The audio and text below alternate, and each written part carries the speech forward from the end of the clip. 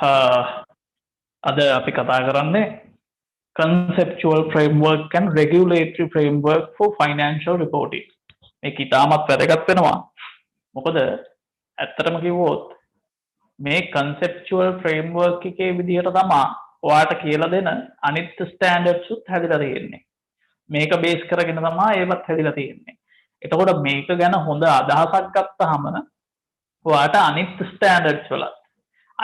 standards වලත් කියලා තියෙන්නේ මොනවාද කියලා ඉතා පහසුවෙන් තේරුම් ගැනීමේ හැකියාවක් ලැබෙනවා. හරි. අපි දැන් මේක කතා කරමු. ඔයාට දීලා තියෙනවා slides presentation එකක් රාජපක්ෂ සර්ගේ. ඒක තියෙන ටික තමයි මම ඔයාලට කියලා දෙන්නේ. මෙන්න මේක තමයි slide presentation එක. මේක අතේ තියාගෙන බලුවා නම් හරි. right? conceptual framework. මොකක්ද conceptual framework කියන්නේ? දැන් සාමාන්‍යයෙන් කියයි ඕගොල්ලෝ කියයි අපි accounting කරන්න ඕන විදිහ අපිට standards වලින් කියනවනේ. නේද? ආයේ මොකටද conceptual framework එක? අපි accounting කරන විදිය කරන්න ඕන දේවල් නොකරන්න ඕන දේවල් ඔක්කොම තියෙනවානේ මේ standards වල. ඉතින් මොකටද conceptual framework එක? conceptual framework එක කියන්නේ මෙන්න මේ වගේ දෙයක්. ඒක framework එකක්. ඔව් ඕක කියන්න දෙයක් තියනවද නේ? ඒක framework එකක්. හරිද? ඒ කියන්නේ මෙන්න මේකෙන් තමයි අපිට දීලා තියෙන්නේ ඔයාගේ ගිණුම්කරණය කොහොම විය යුතුද? ඔයා මෙන්න මේ framework එක ඇතුලේ ඉඳන් ඔයාගේ accounting හදන්න ඕනේ. මේකෙන් පිට යන්න බෑ. හරිද? මේ framework එක හැමෝටම applicable. අපි ලංකාවේ නම් ඉන්නේ ලංකාවේ හැමෝම ගිණුම්කරණය කරන්නේ මේ framework එකට අනුගතව. මේකෙන් පිට යන්නේ නෑ ඒගොල්ලෝ. හරිද?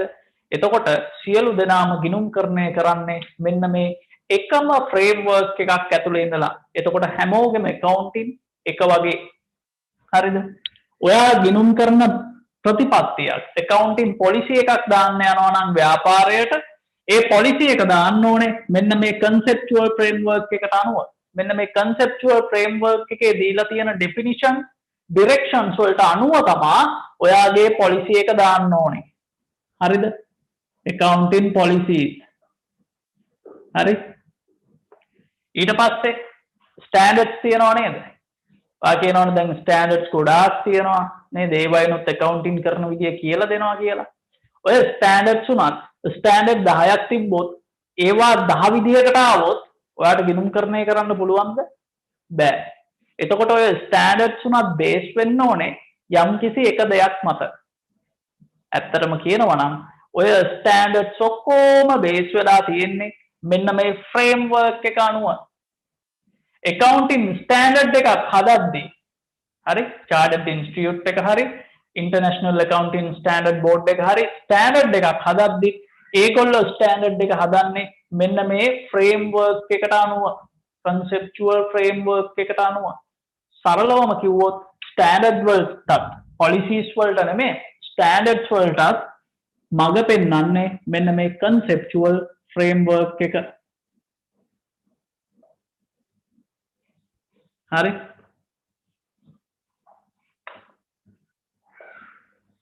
right. ඔන්න ඔය වගේ ඉතාම වැදගත් කාර්යභාරයක් මේ conceptual framework එකෙන් ඉටු කරනවා. accounting වල මොනවා හරි තීරණයක් ගන්න ගියොත් ඔබ හැම විටම මතක තියාගන්න මෙන්න මේ conceptual framework එකට අනුකූලව ඒකේ තියෙන definitions ඒකේ තියෙන directions වලට අනුකූලව තමයි අපි වැඩ කරන්න ඕනේ. ඒක තමයි පදනම අපේ. ඒක පදනම් කරගෙන තමයි අපි වැඩ කරන්න ඕනේ. ඒකෙන් තමයි අපිව සීමා කරලා තියෙන්නේ. හැමෝටම සපයන සීමාවක්. right. දැන් අපි බලමු මොකක්ද කියලා. හරි. දෙවෙනි slide එකේ a coherent within brackets rational system of interrelated objectives and fundamentals that can lead to consistent standards and that prescribes the nature, function, limits of financial accounting and financial statements. ඔබගේ මූල්‍ය ගිණුම්කරණය කොහොමද වෙන්නේ? මූල්‍ය ගිණුම්කරණය කියන්නේ මොකක්ද? ඒක කොහොමද? මූල්‍ය ප්‍රකාශන කොහොම වෙන්න ඕනේද කියන එකට මඟ පෙන්වන්නේ මෙන්න මේ conceptual framework එක. හරි? right. ඊට පස්සේ needs for a conceptual framework අපිට දීලා තියෙනවා ඒකේ හතරක්. පළවෙනි එක assist to develop more useful consistent standards. මම කිව්වේ අර ගිනුම් කරන ප්‍රමිතත් පදනම් වෙලා තියෙන්නේ. ඒ ගිනුම් කරන ප්‍රමිත වලට මාර්ගෝපදේශ සපයන්නේ මෙන්න මේ framework එක. හරි? assist to develop more useful consistent standards. එහෙම නැත්නම් standard 10ක් framework එක නොතිබ්බනම් standard 10ක් හැදුවොත් ඕක 10 ඔය standard 10 10 විදිහක්. එතකොට හරි අමාරුයි ගිණුම්කරණය කරන්න. නේද? consistent නැහැ. ස්ථාවරභාවයක් නැහැ. පැහැදිලිද? right. නමුත් මේකෙන් අන්න ඒ වගේ මේ standards වලට ස්ථාවර මඟ පෙන්වීමක් කරනවා. උදාහරණයක් විදිහට මේ framework එකේ තියෙනවා assets වත්කම් නිර්වචනය කළා. වත්කම් නිර්වචනය කළා තියෙනවා. ඒක හඳුනා ගැනීම, මැනීම ගැන සඳහන් වෙලා තියෙනවා. එතකොට වත්කම් සම්බන්ධ ගිණුම් කරන ප්‍රමිත එනවා නම් දීපල පිරියත උපකරණ තුග ඔන්න ඔය වගේ ප්‍රමිත එනවා නම් අනිවාර්යයෙන්ම මේ conceptual framework එකේ තියෙන වත්කම් වලට සපයන නිර්වචන සහ හඳුනා ගැනීම ඒව පදනම් කරගෙන තමයි අර ස්ටෑන්ඩඩ් හැදෙන්න ඕනේ. හරි? ඔයාට තේරෙයි මේ conceptual framework එකේ ඇතුලේ තියෙන සමහර වාක්‍ය ඒ ස්ටෑන්ඩඩ් වල එහෙම් පිටින් ඒ විදිහටම තියෙනවා. හරි? right.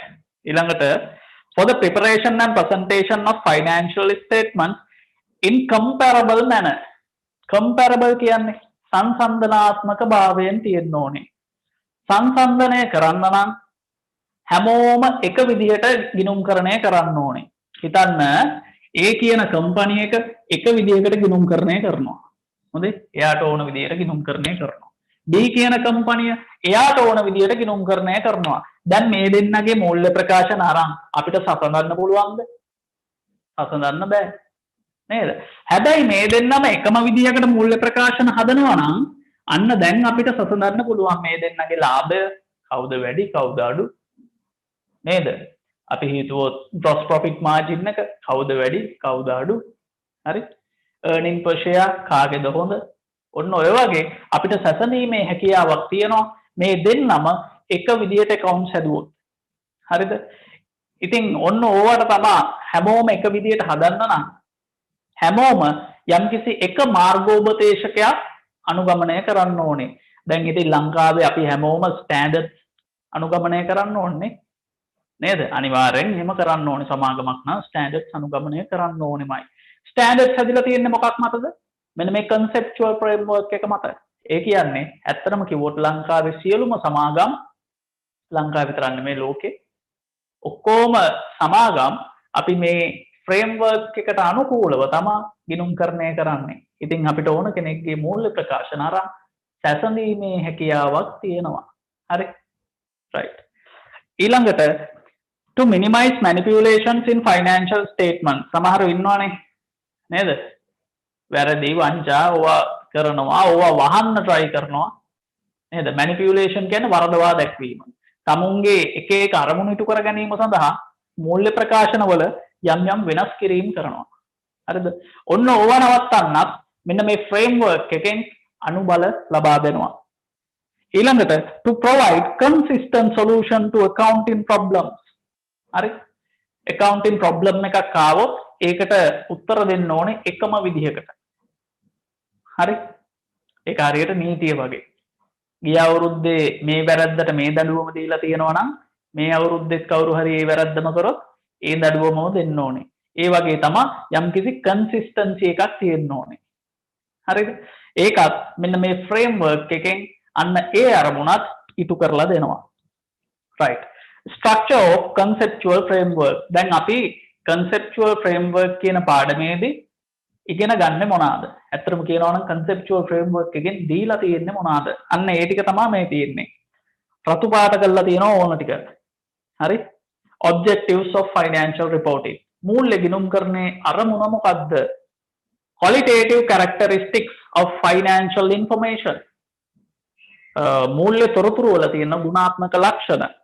assumptions to be made in preparing financial statements. මූල්‍ය ප්‍රකාශන පිළියෙල කිරීමේදී අපි පදනම් කරගන්න උපකල්පන මොනවාද? Elements of financial statements. මූල්‍ය ප්‍රකාශන සංරචක. එහෙම නැත්නම් මූලිකාංග මොනවාද? Recognition and measurement. Rules of financial statements. හඳුනා ගැනීම සහ මිනුම්කරණය. ඊළඟට capital and capital maintenance concept. ඔන්න ඔය ටික මෙන්න මේ framework එක යටතේ කතා බහට ලක් වෙනවා. අද අපි ඉගෙන ගන්නෙත් අන්න ඒ ටික. Right. Objectives of financial reporting. බලන්න හොඳට විස්තර කරලා තියෙනවා. යටින් තියෙන්නේ framework එකේ තියෙන විදිහට financial statements objectives. යට තියෙන්නේ මොකද්ද? Objective of financial statements is to provide financial information about the reporting entity that is useful to existing potential investors, lenders, and other stakeholders in making decisions about providing resources to the entity. මොකද්ද එකපාරට කිව්වට තේරෙන්නේ නැහනේ. right. අපි බලමු. මෙන්න තියෙනවා අපේ accounting අපේ entity එක. අපේ business entity එක. අපි ගිණුම්කරණය කරන්නේ මෙන්න මේකට.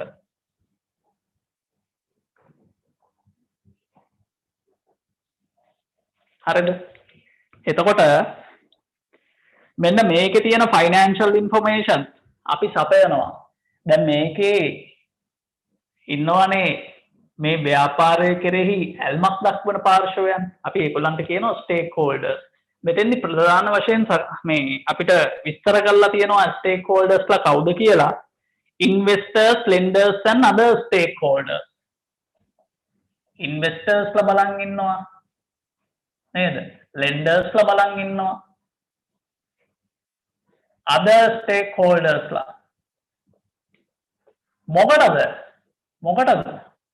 මොකටද මේගොල්ලෝ ව්‍යාපාරය දිහා බලන් ඉන්නේ? මොකටද මේගොල්ලෝ ව්‍යාපාරයේ තොරතුරු දෙනකන් ඉවසිල්ලක් නැතුව බලන් ඉන්නේ?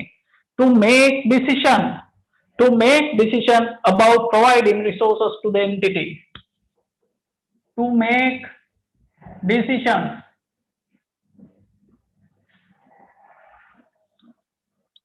to provide resources to the entity. ව්‍යාපාරය සඳහා සම්පත් යොදවනවද නැද්ද? දායක වෙනවද නැද්ද කියලා තීරණ ගැනීමට තමා මේගොල්ලන්ට මේ ව්‍යාපාරේ financial information ඕනේ. හරිද? එතකොට accountant වශයෙන් ඔයාගේ වගකීමක් තියෙනවා සත්‍ය හා සාධාරණ ලෙස true and fair financial information මේගොල්ලන්ට දෙන්න. එතකොට මේගොල්ලන්ට පුළුවන් accurate decisions ගන්න, නිවැරදි තීරණ ගන්න. පැහැදිලිද? right. ඔන්න ආයෙ කියමු අපි objective of financial statements to provide financial information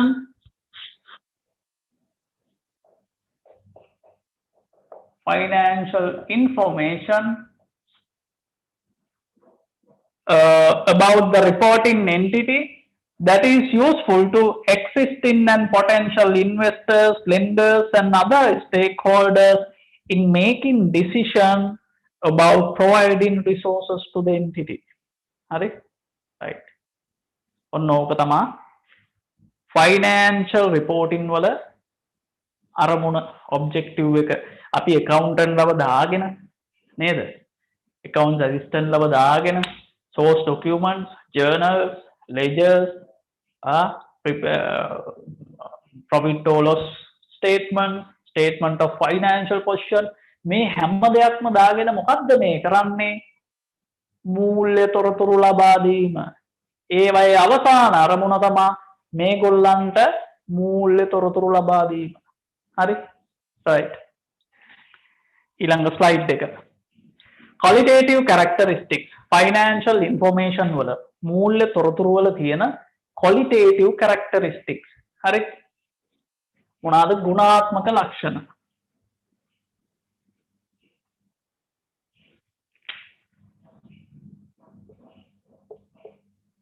qualitative characteristics of financial information. මොනවාද? ප්‍රධාන වශයෙන් පහක් තියෙනවා. මේවා හිතලා ලියන්න බෑ ළමයි. හරි? මේවා හිතලා ලියන්න බෑ. දැන් ඔයාට සැන්දෑ අහස ගැන කිව්වොත් කෙනෙක්ට කියන්න පුළුවන් සුන්දරයි මනස්කාන්තයි එක එක වචන එහෙම කියන්න පුළුවන්. නමුත් මේවා එහෙම බෑ. මේවා මේ ෆ්‍රේම්වර්ක් එකේ යටතේ ආපු ඒවා. හරිද? ඔයාට ඒවා හිතලා කියන්න බෑ. හරියටම මෙන්න මේවම තමයි qualitative characteristics විදිහට ඒගොල්ලෝ පිළිගන්නේ. හරිද? පහක් තියෙනවා. එකක් තමයි relevance. මේකට සිංහලෙන් කියනවා අදාළ බව. ඕන්න ලියාගන්න. ඊළඟට faithful representation. faithful representation. ඒකට සිංහලෙන් කියන්නේ විශ්වාසනීය නියෝජනය. ඊළඟට comparability. සංසන්දනාත්මක භාවය. timeliness. කාලානුරූපී භාවය. verifiability. verifiability. ඒකට කියන්නේ සත්‍යාපනය කළ හැකි බව. අනිත් එක understandability. අවබෝධ කරගත හැකි බව. understandability. right? ඕකෙන් මෙන්න මේ දෙක ඉතාමත් වැදගත්. මේ දෙකට කියනවා fundamental qualitative characteristics. fundamental qualitative characteristics. ඒක තමයි මූලික ගුණාත්මක ලක්ෂණ. මූලික ගුණාත්මක ලක්ෂණ මූල්‍ය තොරතුරු වල තියෙන්න ඕනේ. එකක් අදාළ වෙන්න ඕනේ. අනිත් එක විශ්වාසනීය නියෝජනයක් වෙන්න ඕනේ. ওই දෙක තමයි මූලික. අනිවාර්යයෙන්ම තියෙන්න ඕනේම මේ. හරිද? මේ දෙක නැත්තම් මූල්‍ය තොරතුරු වල වැඩක් නැහැ. හරි? මේ දෙක තියෙනවා නම් විතරයි මූල්‍ය තොරතුරු වැඩක් තියෙන්නේ. නැත්තම් වැඩක් නැහැ. ඒකයි මූලික ගුණාත්මක ලක්ෂණ කියලා කිව්වේ. එතකොට මේ ඉතුරු ටික මූලික ගුණාත්මක ලක්ෂණ නෙමේ. ගුණත්වය මූල්‍ය තොරතුරු වල ගුණත්වය වැඩි දියුණු කිරීමේ ලක්ෂණ. හරිද? ඒ කියන්නේ මේවත් තියෙනවා කියන්නේ comparability එක ගොඩක් තියෙනවා කියන්නේ timeliness එක තියෙනවා කියන්නේ මේ මූල්‍ය තොරතුරු වල ගුණාත්මක භාවය වැඩි දියුණු කරනවා. හරි? මේවා වැඩි වෙන්න ඒවා ගුණාත්මක භාවය වැඩි දියුණු වෙනවා. හරි? මේවට කියනවා enhancing qualitative characteristics කියලා. enhancing qualitative characteristics. right. එතකොට මෙන්න මේ ටික අපි බලාගෙන යමු. පළවෙනි එක relevance. අදාළ බව. මොකද්ද මේ relevance කියන්නේ? capable of making a difference in users decisions. Predictive value, confirmatory value, materiality, entity specific. Capable of making a difference in users decisions. ඒ කියන්නේ මූල්‍ය තොරතුරු වලින් තීරණ ගැනීම සඳහා අදාළ තොරතුරු තමයි දෙන්න ඕනේ. දැන් මේ මූල්‍ය තොරතුරු වල ප්‍රධාන අරමුණ මොකක්ද? මෙන්න මේ ඇල්මක් දක්වන පාර්ශවයෙන්ට තීරණ ගැනීම සඳහා තොරතුරු සැපයීමනේ. එතකොට ඒ තීරණ ගැනීම සඳහා මේ තොරතුරු අදාළ නැත්නම් වැඩක් තියනවද මේ මූල්‍ය තොරතුරු වල? වැඩක් නැහැ. එහෙනම් පළවෙනි ලක්ෂණයෙන් කිව්වේ ඒගොල්ලන්ට තීරණ ගැනීම සඳහා මේ මූල්‍ය තොරතුරු අදාළ විය යුතුයි. අදාළ විය යුතුයි. capable of making a difference. making a difference නෙමෙයි ළමයි. ඒක capable of making a difference in users decisions. මේ තීරණවල වෙනසක් ඇති කිරීමට තමයි. හරි. right. තීරණ වෙනස් කිරීමට ඒකේ සරල අරමුණ ඔයා මෙහෙම ඔළුවට දාගන්න. ඒගොල්ලන්ගේ තීරණ ගැනීම සඳහා අදාළ වෙන තොරතුරු තියෙන්න ඕනේ. මේ තොරතුරු අදාළ වෙන්න ඕනේ. වැඩක් නැති වල්පල් වැඩක් නැහැ. ඒගොල්ලන්ට තීරණ ගැනීම සඳහා අදාළ වෙන්නේ මොනවාද? ඒ කරුණු මේ තොරතුරු වල අඩංගු විය යුතුයි. හරි? ඕක තමයි relevance කියලා කියන්නේ. එතකොට relevance යටතේ දීලා තියෙනවා තව තුනක්. හරි? මේක යටතේ දීලා තියෙනවා තව තුනක්. එකක් තමයි predictive value. ඒ කියන්නේ මේගොල්ලෝ සමහර වෙලාවට මේ මූල්‍ය ප්‍රකාශන බලලා අනාගතයේ මොකක් වෙයිද කියලා predict කරනවා. ලබන අවුරුද්දේ ලාභය කීයක් වෙයිද? ලබන අවුරුද්දේ මේගොල්ලෝ අලාභ ලබයිද? ලබන අවුරුද්දේ මේගොල්ලෝ assets වැඩි කරගනීද කියලා මේගොල්ලෝ ප්‍රෙඩික්ට් කරනවා. අන්න එහෙම ප්‍රෙඩික්ට් කරන්න පුළුවන් වෙන්න ඕනේ මේ මූල්‍ය තොරතුරු බලලා. හරිද? ඔයාගේ මේ ෆයිනෑන්ෂල් ඉන්ෆෝමේෂන් බලලා එහෙම පුරෝකථනය කරන්න බැරි නම් ඉස්සරහට වෙන දේ ගැන ඒක වැඩක් නැහැ. ප්‍රෙඩික්ටිව් වැලියු එක තියෙන්න ඕනේ. දෙවැනි එක තමයි කන්ෆර්මේටරි වැලියු. කන්ෆර්මේටරි වැලියු. ඒ කියන්නේ මේ තියෙන දේවල් අපි පසුගිය කාලයේ සිදු වුණු දේවල් පසුගිය කාලයේ ගත්තු තීරණ හරිද වැරදිද කියලා කන්ෆර්ම් කරගන්න පුළුවන් වෙන්න ඕනේ. ඒක තමයි කන්ෆර්මේටරි වැලියු කියන්නේ. හරි. ඊළඟට මැටීරියලිටි. මැටීරියලිටි. ඒ කියන්නේ ප්‍රමාණාත්මක තොරතුරු. ඒ කියන්නේ වඩා වැදගත් තොරතුරු වෙනමම ඉදිරිපත් කරලා තියෙන්න ඕනේ. දැන් අර ඉස්සෙල්ලත් මම කිව්වා මැටීරියලිටි concept එක. මතකද? මේ sorry මැටීරියලිටි concept එක නෙමෙයි.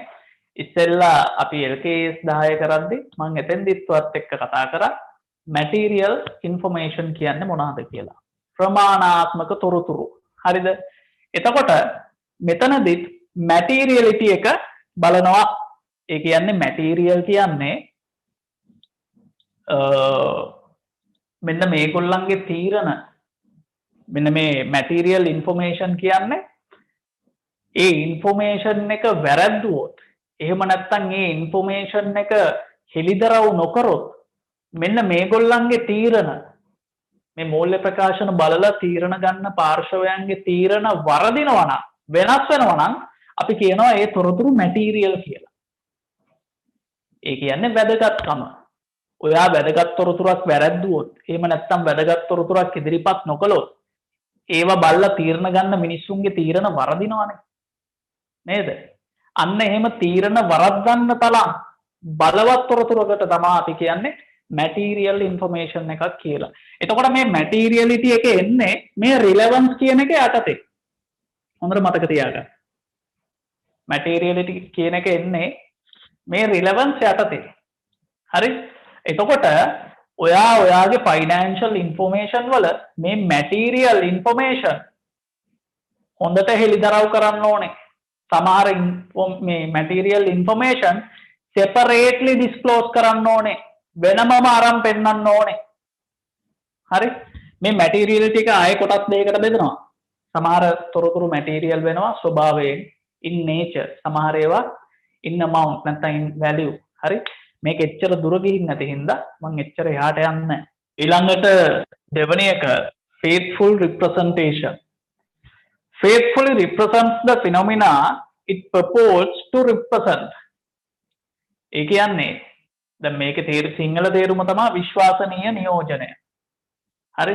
ඒ කියන්නේ මේ තොරතුරු ටික හරියාකාරව අඩුපාඩු නැතුව වැරදි වලින් තොරව හරියාකාරව නිසියාකාරයෙන් ඉදිරිපත් කරන්න ඕනේ කියන එක තමයි faithful representation කියන්නේ.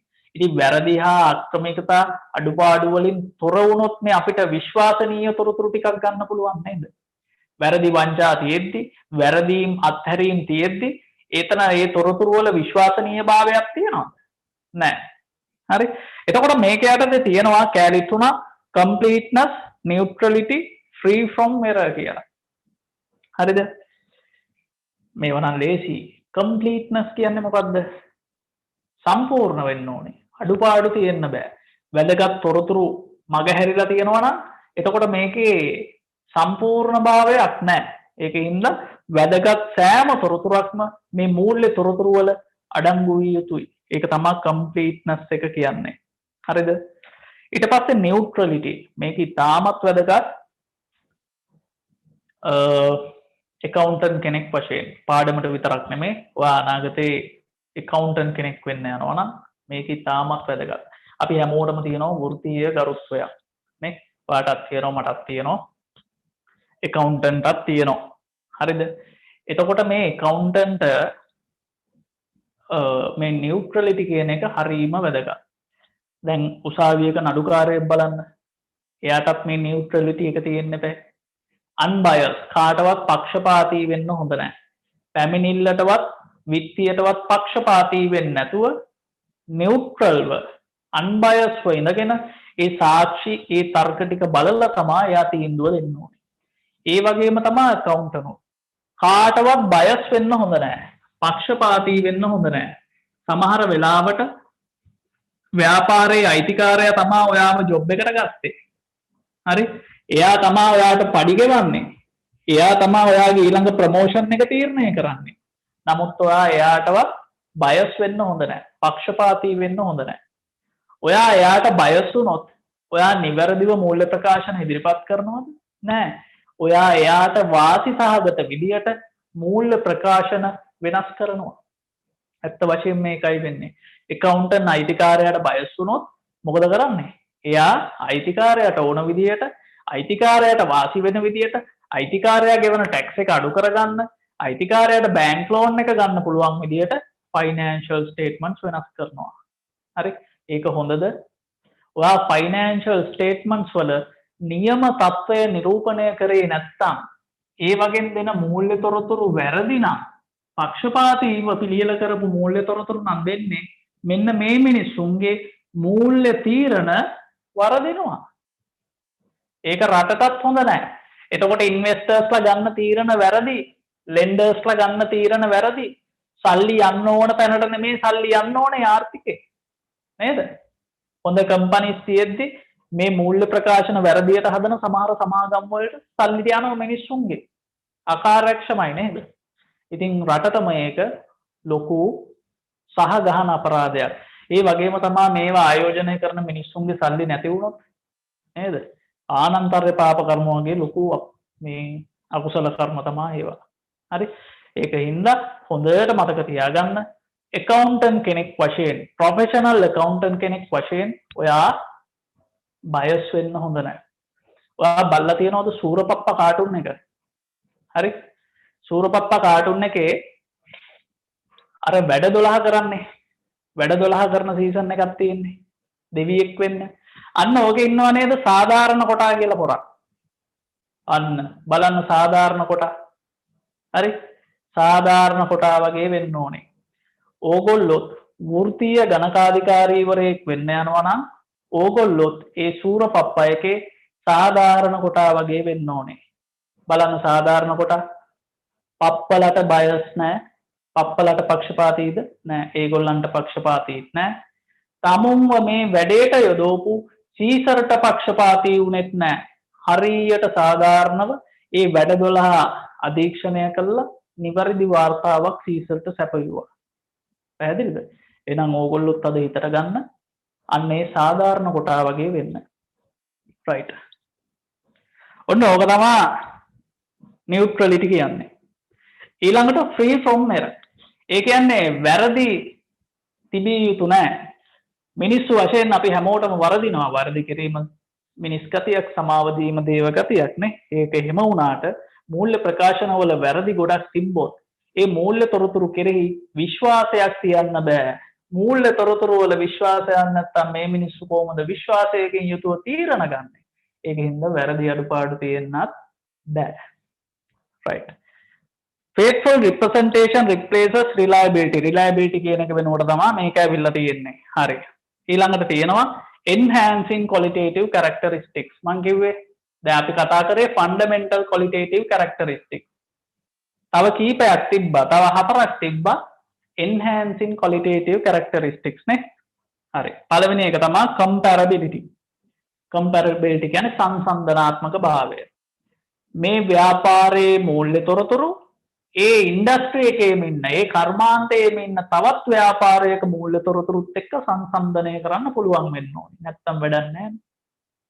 ඒ වගේම මේ අවුරුද්දේ මූල්‍ය ප්‍රකාශන ගිය අවුරුදු වල මූල්‍ය ප්‍රකාශන එක්කත් එක්ක සසඳන්න පුළුවන් වෙන්න ඕනේ. ඒක තමයි comparability කියන්නේ. ඊළඟට verifiability. ඒ කියන්නේ සත්‍යාපනය කළ හැකි බව. මූල්‍ය ප්‍රකාශනවල තියෙන සෑම ඉලක්කමක්ම ඔයා කොහොමද ගත්තේ? කොහෙන්ද ආවේ? අන්න ඒක ඔයාට ඔප්පු කරන්න පුළුවන් වෙන්න ඕනේ. sales value එක නම් ඔයාට පෙන්වන්න පුළුවන් වෙන්න ඕනේ. sales invoices ටික මෙන්න මේවයින් මම ගත්තේ. හරි? ඊට පස්සේ මොකක් හරි ප්‍රොවිෂන් එකක් කරලා නම් මෙන්න මැනේජ්මන්ට් ඩිසිෂන් එක මෙච්චරක් මේ ප්‍රොවයිඩ් කරමු කියලා ගත්ත ඩිසිෂන් එක. ඒකේ මොකක් හරි report එකක් ඔයා ගාව තියෙන්න ඕනේ. අන්න ඒ වගේ සෑම ඉලක්කමක්ම verify කරන්න පුළුවන් වෙන්න ඕනේ. හරි? එහෙම නැතුවම් ඔයාට හිතන ඉලක්කම් දාලා හදන reports වැඩක් නැහැ. timeliness නේද? මේගොල්ලන්ට තීරණ ගන්න නම් තීරණ ගැනීමට අවශ්‍ය කාල සීමාවෙදි දෙන්න ඕනේ. නේද? එහෙම නැත්නම් වැඩක් නැහැ. දැන් නම් අර සමාගම් පනතෙන් දීලා තියෙනවා. නිශ්චිත කාලයක් අවුරුද්දකට අවම වශයෙන් අවුරුද්දකට වරක් මෙන්න මේ දිනයට කලින් මූල්‍ය ප්‍රකාශන ප්‍රසිද්ධ කරන්න ඕනේ. ඒක අධ්‍යක්ෂකවරුන්ගේ වගකීමක් විදිහට දාලා තියෙනවානේ. හරි. ඊළඟට understandability. ඒ කියන්නේ තේරුම් ගත හැකි වෙන්න ඕනේ. තේරුම් ගත හැකි වෙන්න ඕනේ කියන්නේ ඒකෙන් අදහස් කරන්නේ මේ මොන්ටිසෝරි ළමයෙක්ට 5 වසරේ ශිෂ්‍යත්ව කරන ළමයෙක්ට තේරුම් ගන්න පුළුවන් විදිහට මූල්‍ය ප්‍රකාශන හදන්න කියලා. එහෙම හදන්න බෑ. අපිට පුළුවන් ද කාටුන් චිත්‍ර දාලා චිත්‍ර කතා දාලා මේ මූල්‍ය ප්‍රකාශන හදන්න පොඩි ළමයින්ට තේරෙන්න. එහෙම බෑ. සාමාන්‍ය උගත් මිනිස්සෙක්ට සාමාන්‍ය අධ්‍යාපනයක් ලැබූ මිනිස්සෙක්ට තේරුම් ගන්න පුළුවන් විදිහට මූල්‍ය ප්‍රකාශන සකස් කරා නම් ඇති. ඒක තමයි එකෙන් අදහස් වෙන්නේ. හරි? right. ඊළඟට assumptions, principles in preparation and presentation of financial statements. Going concern. Going concern එක මම කලින් LKS 10 වලදී කියලා දුන්නා. ඊළඟට comparative information. Comparative information.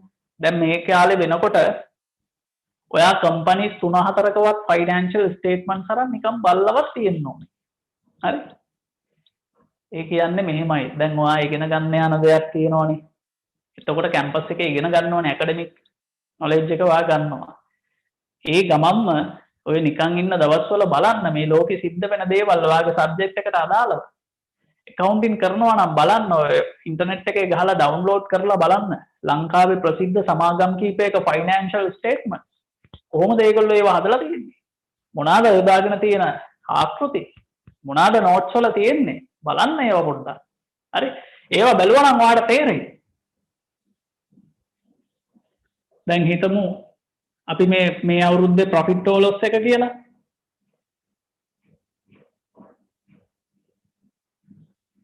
හරි? දැන් නම් කියන්නේ මේ විස්තීර්ණ ආදායම් ප්‍රකාශය කියලා නේ. විස්තීර්ණ ආදායම් ප්‍රකාශය. ඔන්න ඕකේ හිතන්න මේ අවුරුද්ද කියලා. 2000 අපි හිතමු 2021 කියලා. 2021 අවුරුද්දේ ෆයිනෑන්ෂල් මේ ප්‍රොෆිට් or loss එක මෙතන තියෙනවා නම් ඊට එහා පැත්තෙන් දෙනවා 19-20 ප්‍රොෆිට් or loss එක. ඊටත් එහා පැත්තෙන් දෙනවා 18-19 එක. සමහර වෙලාවට 17-18 එකක් දෙනවා. හරිද? ඒ කියන්නේ පරණ අවුරුදු වල ඒවත් මෙතන දානවා. එතකොට ඔයාට easily compare කරන්න පුළුවන් කලින් අවුරුදුත් එක්ක මේ අවුරුද්ද කොහොමද කියලා නේ. right. ඊළඟට frequency of reporting. frequency of reporting. කොච්චර කාලයකට වරද්ද අපි report කරන්න ඕනේ? හරි? එතෙන්දි කියනවා අවම වශයෙන් අවුරුද්දකට වරක්වත් report කරන්න කියලා කියනවා. අවුරුද්දකට කීප වාරයක් වුණාට කමක් නැහැ. quarterly, half yearly කමක් නැහැ. හැබැයි at least annually වාර්ෂිකවත් මූල්‍ය ප්‍රකාශන හදන්න ඕනේ. ඊළඟට accrual basis accounting. ඒ මොකක්ද? ඊළඟ slide එකේ තියෙනවා entities are required to use accrual basis of accounting except for cash flow information. ඔයාට චූටි කාලේ දැන් මතක් වෙන්න ඕනේ. ඉස්කෝලේ 12 වසරේ නේද? ඉස්කෝලේ 12 වසරේ ඒ වගේම O level කාලෙත් සමහරව ඉගෙන ගන්න නැති. කොමර්ස් කරා නම් accrual concept උපචිත සංකල්පය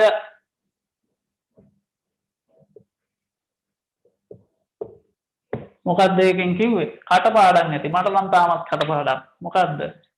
මුදලින් ගෙව්වා හෝ නොගෙව්වා වර්ෂයට අදාළ වියදම් හඳුනාගත යුතුයි. මුදලින්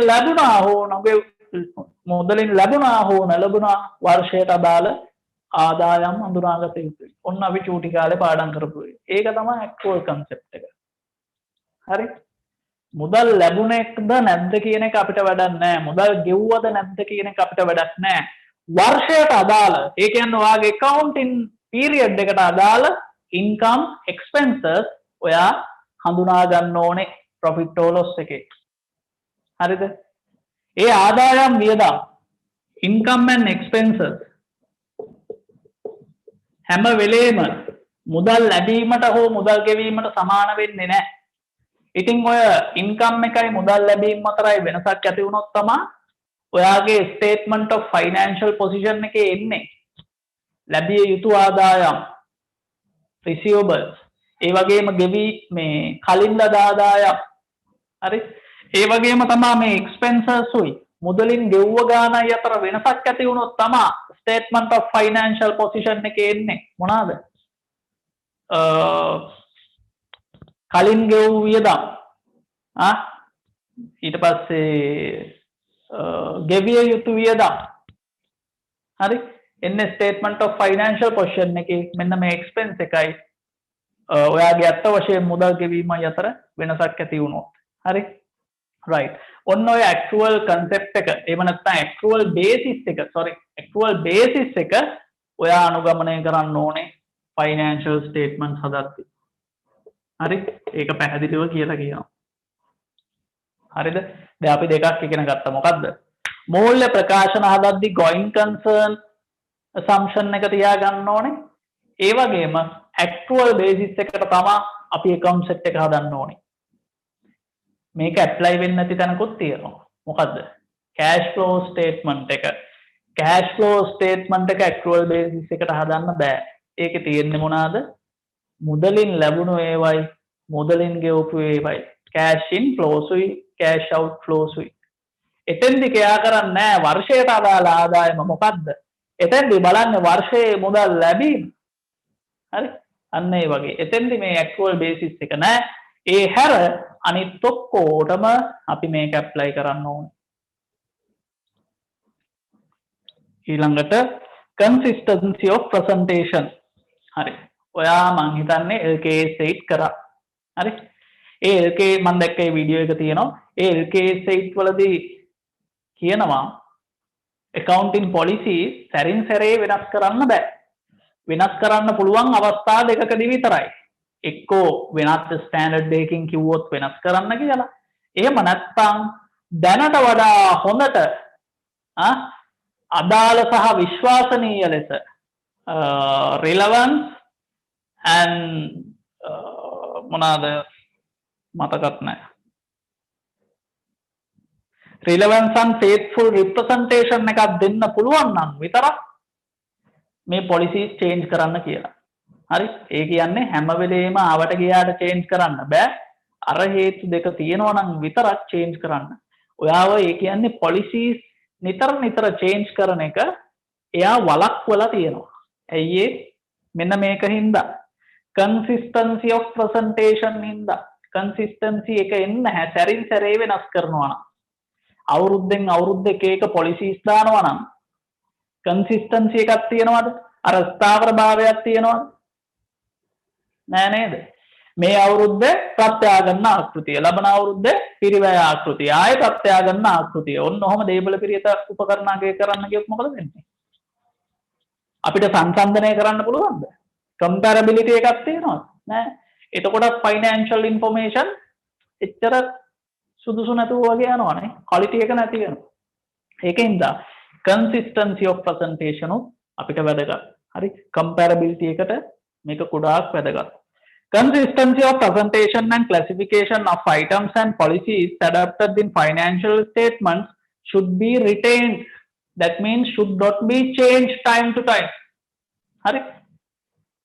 ඊළඟට materiality and aggregation මම ඒක ඔයාලට කියලා දුන්නා materiality කියන්නේ ප්‍රමාණාත්මකයි කියන වැදගත් ඒවා හරි each material items to be presented separately අන්න ඒ වගේ වැදගත් තොරතුරු material information ප්‍රමාණාත්මක තොරතුරු තිබ්බොත් ඒවා වෙනමම separately disclose කරන්නලු ඒවාර එකතුන් අස්සේ දාන්න එපා මම මේකට උදාහරණයක් දෙන්නද ඔයාගේ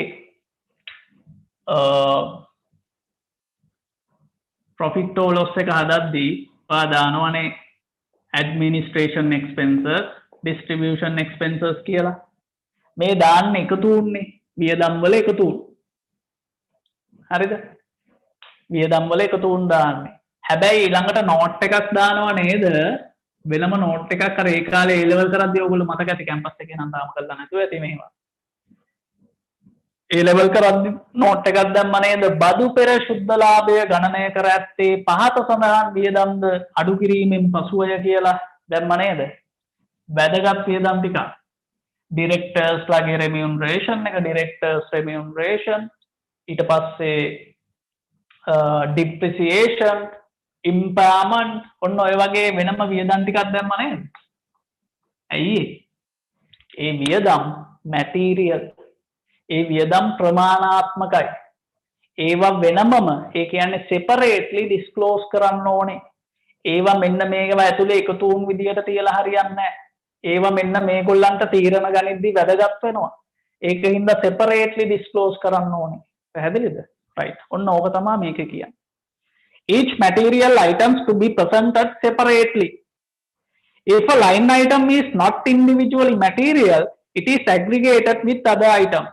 ඒ කියන්නේ දැන් material නැති ඒවා තියෙනවානේ. ඊතරම් වැදගත් නැති ඒවා. අන්න ඒවා එකතු වුන් විදිහට මෙන්න මේ වගේ එකතු වුන් විදිහට දාන්නලු. හරි? හැම එකක්ම වෙන වෙනම ඩිස්ක්ලෝස් කරන්න බෑ.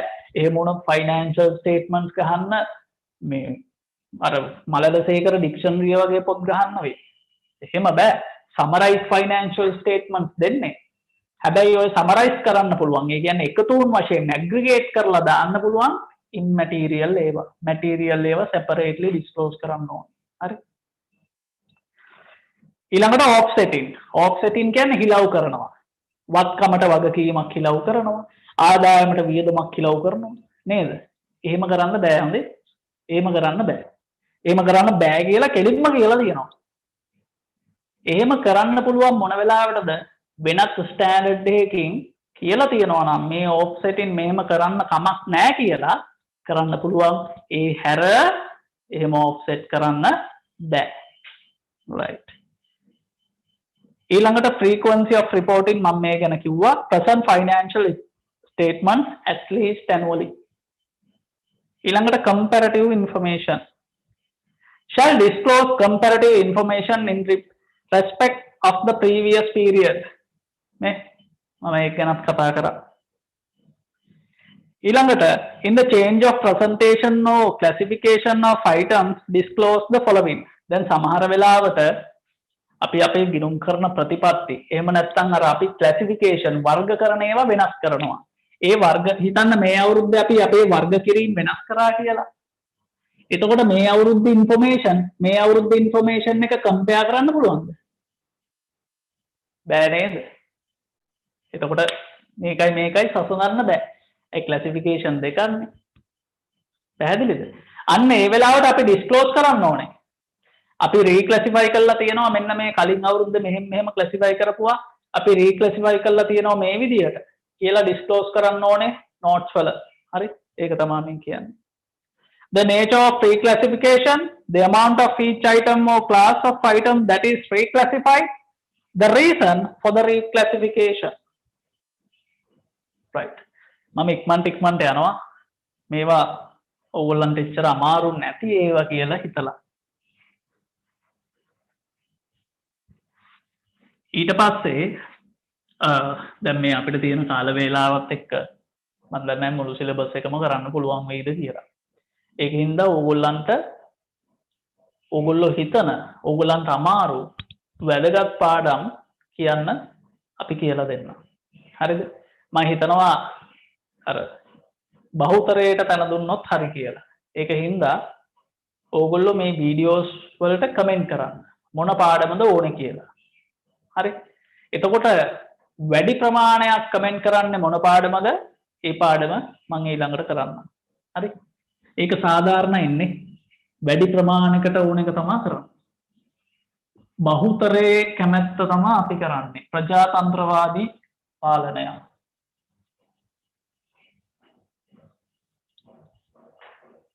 right. ඊළඟට elements of financial statement. මේක මේ කටපාඩම් කරන්න දෙයක් නැහැ නේද? ඕගොල්ලන්ට මතක ඇති ඒ කාලේ A level පන්තියට ආපු දෙවනි තුන්වෙනි දවසේ වගේ ඕගොල්ලන්ගේ accounting ගුරුවරයා ඕගොල්ලන්ට මෙහෙම කියලා දෙන්නේ නැති.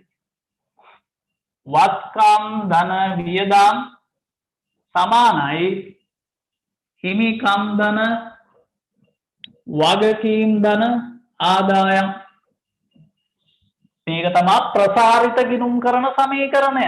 expanded accounting equation. Assets, expenses, equity, liabilities, income. හරි. ඉතින් මෙන්න මේවා තමයි elements of financial statements කියලා කියන්නේ. Elements of financial statements. මූල්‍ය ප්‍රකාශන සංරචක එහෙම නැත්නම් මූල්‍ය ප්‍රකාශන මූලිකාංග. දැන් රෙදි උස්සගෙන කට්ටියයි පිස්සුදෝයි ඕවා නෙමේ elements of financial statements කියන්නේ. මෙන්න මේවා තමයි elements of financial statement. Statement of financial position, profit or loss, statement of changes in equity, ඊළඟට cash flow statement, accounting policies and notes. ඔන්න ඕවා තමයි elements of financial statement. ඕවා තමයි මූල්‍ය ප්‍රකාශන වල තියෙන කෑලි පහ. මේවා නෙමෙයි කියලා කැටි පොළු අරගෙන නෑ ළමයි. නේද? එහෙම කවුරු හරි කිව්වොත් අර විදියට කිව්වොත් මූල්‍ය තත්ත්ව ප්‍රකාශය, ආදායම් ප්‍රකාශය, ස්කන්ධය වෙනස් වීමේ ප්‍රකාශය තමයි මූල්‍ය ප්‍රකාශන මූලිකාංග කියලා ගහන්න මොකකින් හරි. හරි. ඉස්සර තමයි අපි එහෙම කිව්වේ.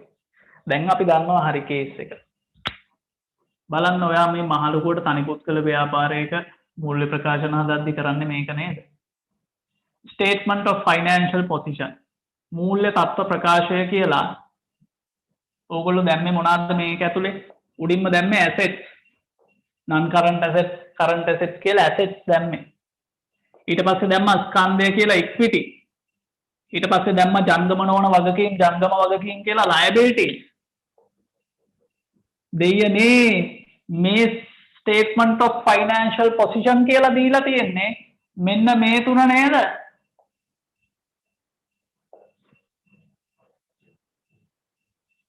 ඒ තුනනේ. බලන්න එහෙනම් ඕගොල්ලෝ මහලුකුවට හදපු comprehensive income statement එක. මහලුකුවට comprehensive කිය නමුත් දාගෙන මොනවාද ඒකේ තිබ්බේ? income and expenses. ඔච්චරයි තිබ්බේ. income වලින් expenses අඩු කළා net profit එක calculate කරා. ඕක නේද කරේ? මෙන්න මේ දෙක නේද මේකේ තියෙන්නේ?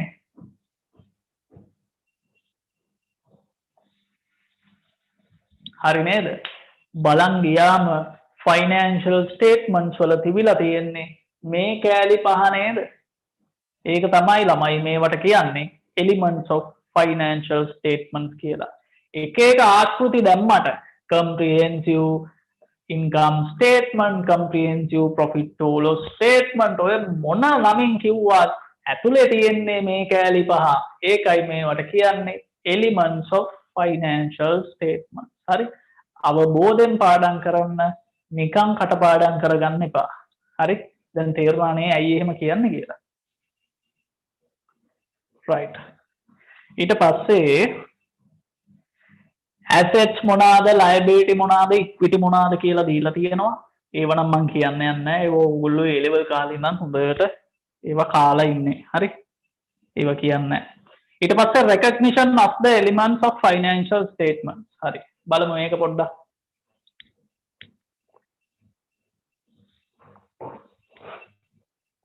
A level accounting කරපු නැති කට්ටිය ඉන්නවද කැම්පස් එකේ? මම නම් හිතන්නේ නැහැ. එහෙම කරා නම් කැම්පස් එනකින් ප්‍රයෝජනයක් තියෙනවද දන්නේ නැහැ. නේද? කොමර්ස් වල තියෙන දැන් අපි කොමර්ස් කළා අපේ ප්‍රධාන අරමුණ ජොබ් එකක් කරන එකනේ. එහෙම නැත්නම් බිස්නස් එකක් පටන් ගන්න එකනේ. ඒකනේ ළමයි කොමර්ස් වලට එන්නේ.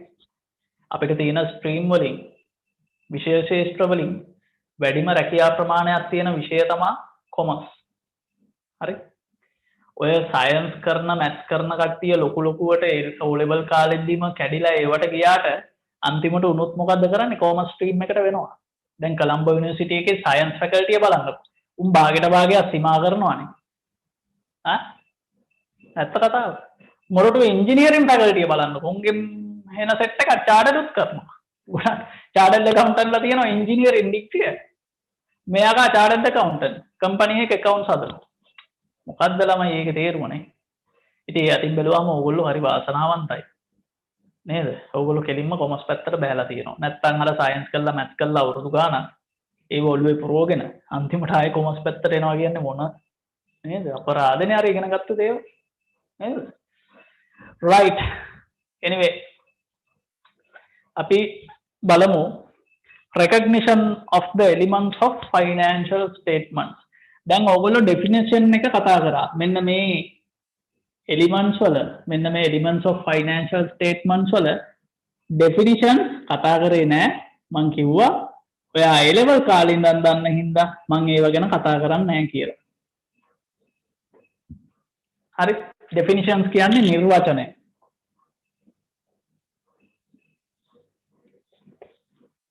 ඔය definitions ටික තියෙනවා මෙන්න මේ slides වල. අපි ඒව කතා කරේ නෑ. 14 සහ 15 slides වල තියෙනවා definition. දැන් අපි කතා කරන්න යන්නේ recognition එක. මොකද්ද recognition කියන්නේ? ඒ definition නෑ වෙන එකක්. දැන් කියන්න මට දැන් අපි වත්කම් කියමු assets කියමු. assets වල definition එක සම්පූර්ණ වුණා කියලා යම්කිසි වත්කම් වල නිර්වචනයට අහු වුණා කියලා අපිට ඒක ඔයාගේ මූල්‍ය තත්ත්ව ප්‍රකාශයේ statement of financial position එකේ asset එකක් විදිහට දාන්න පුළුවන්ද? බෑ. ඇත්ත වත්කම් වල definition එකට අහු වුණා. ඉතින් අපි දැනගත්ත ඒක වත්කමක් කියලා.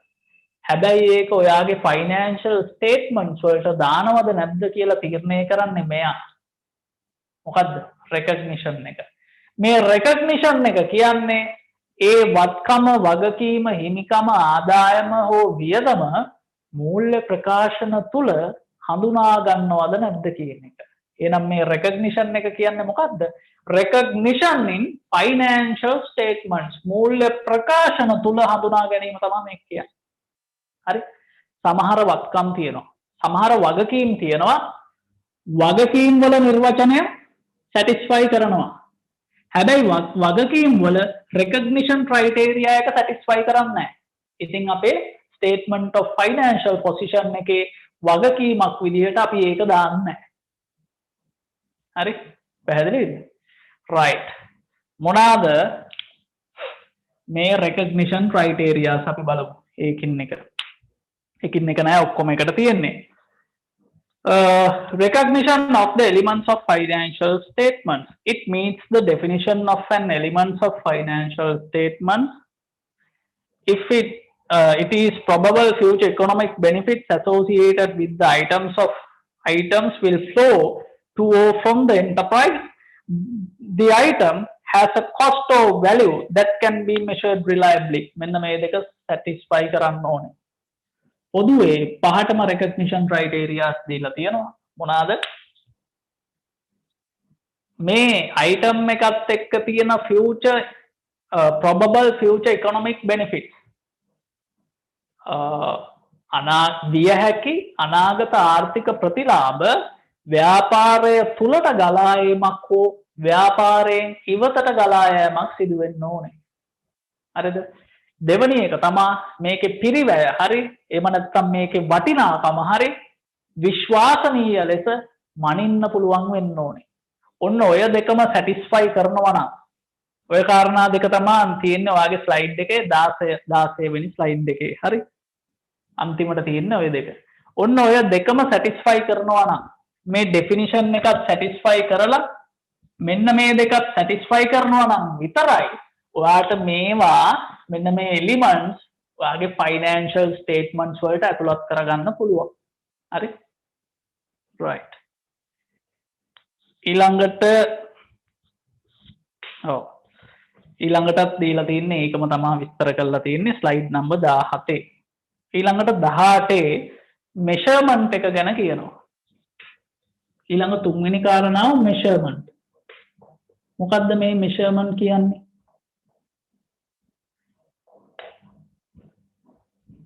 මොකද්ද මේ මෙෂර්මන්ට් කියන්නේ? මෙෂර්මන්ට් කියන්නේ දැන් ඕගොල්ලෝ දානවනේ මූල්‍ය ප්‍රකාශනවල විස්තරේ දාලා පළවෙනි තීරුවේ මෙන්න මෙතන දානවා දේපල පිරියත උපකරණ property plant and equipment කියලා. මෙතන මොකද්ද දාන්නේ? ඉලක්කම දානව නේද? වටිනාකම දානවනේ. ඔන්න ඕක තමයි මෙෂර්මන්ට් කියන්නේ. ඔයා මූල්‍ය ප්‍රකාශනවල දක්වන ඉලක්කම දක්වන වටිනාකම කීයද? ඒක තමයි මෙෂර්මන්ට් කියන්නේ. මම property plant and equipment වල දාන වටිනාකම කීයද? ඒ කියන්නේ property plant and equipment වල මෙෂර්මන්ට් එක අහන්නේ. පැහැදිලිද? මෙෂර්මන්ට් කියන්නේ මෙන්න මෙතන දාන ඉලක්කම කීයද කියලා තීරණය කරන එක. හරි? right. එතකොට මෙෂර්මන්ට් බේසස් දීලා තියෙනවා. පළවෙනි එක තමයි historical cost. මේ එලිමන්ට්ස් අපිට මෙෂර් කරන්න පුළුවන් historical cost එකට, එහෙම නැත්නම් current cost එකට, එහෙම නැත්නම් net realizable value එකට, ඒ කියන්නේ සුද්ධ උපලබ්ධ යගයට, ඒ කියන්නේ අනාගතේ අපිට විකිනිලා අතට හම්බ වෙයි කියලා හිතන ගානට, එහෙම නැත්නම් present value of future earnings වල අනාගතේ උපයන අනාගතයේදී වාට ලැබෙන මුදල් ප්‍රවාහවල වර්තමාන අගයට. ඔන්න ඔය එක ක්‍රමයකට ඔන්න ඔය එක බර්ස් එකකට අපිට මෙෂර් කරන්න පුළුවන් මේ